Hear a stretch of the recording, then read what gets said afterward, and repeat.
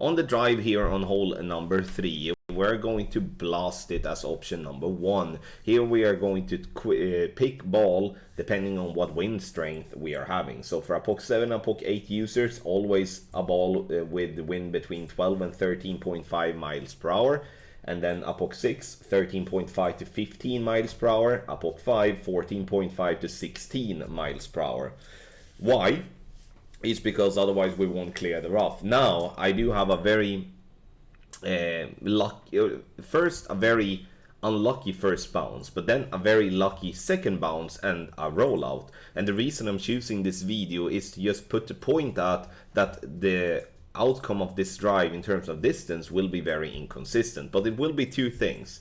Either it will get you to around 505 to 525 yards, which is what we want, or it will clip the rough and roll out for a long iron. So if you do clip the rough and roll out for a long iron, which is approx 460 to 470 yards, then check option 1B, as we do have a plan for that as well. If we do get the drive as we want, then we do have a Falcon, nice and sweet and easy, and give ourselves a very good chance for an albatross. On the second shot, we're going to start by doing a pin check. And you see here the pin check is +4.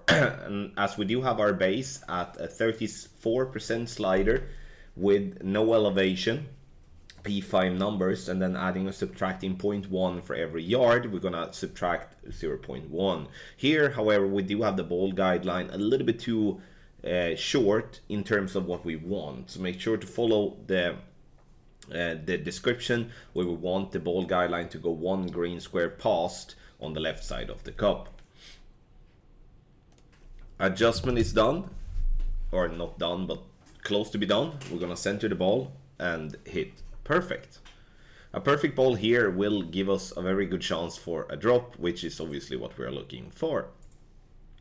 Hits the rough nicely in the center and rolls up, and as we are not having the ball guideline 1 green square past on the left, we lose speed and momentum, and therefore it curves more right, like you could see there on the video. Get our guide on patreon.com/golfclashtommy.